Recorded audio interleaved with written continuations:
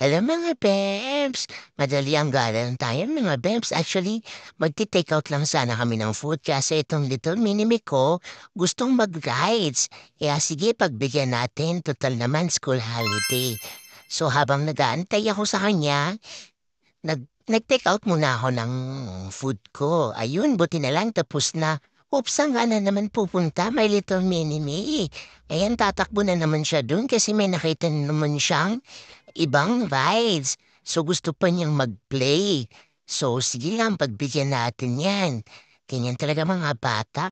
So ayun na nga, sige tara, bili muna tayo ng ticket. Ayan, pagkatapos na bumili ng ticket, at talaga namang excited siya. Ayan na, yan. O siya, sige, huwag mo kalimutan mag-seatbelt ha, at baka tumilapong ka niyan.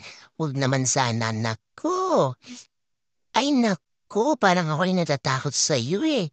Ang taas din pala oh, kakalain mo yun. Second floor yung ano, yung pahagis-hagis ng ano na 'to, ano bang tawag diyan, barko? Barko ba 'yan? Ewan ko basta. O diyan ka na muna anak ha, at ako'y magte-take out lang ng makain ha. Balikan kita diyan maya-maya, okey? Enjoy ka muna diyan. At eto na nga, ayan na, tapos na. So, kumusta naman yung rides mo, anak? Tara na anak, uwi na tayo. Oops, naku, eto na naman tayo sa game center na to eh. Kala ko ba last na yung rides na yun, ha? O siya, sige, last na talaga yan, ha? Kasi ako'y gutom na. Pagkatapos niyan, uwi na talaga tayo, okay? Kaya sige, bilisan mo yan, ayan. Ano ba yan kasi? Ang cute naman ng manika na yan.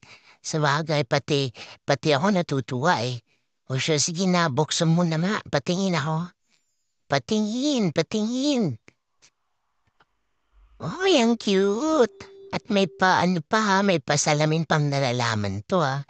Ayan anak, kamukha mo siguro yan.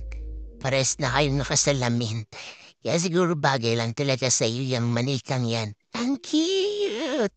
Parang ako lang. Kasing cute ko. Etos. Yan o. Ang cute-cute niya, di ba? Sa wakas, makakauwi na. Thank you, mga Rebs. Thank you for watching. Bye!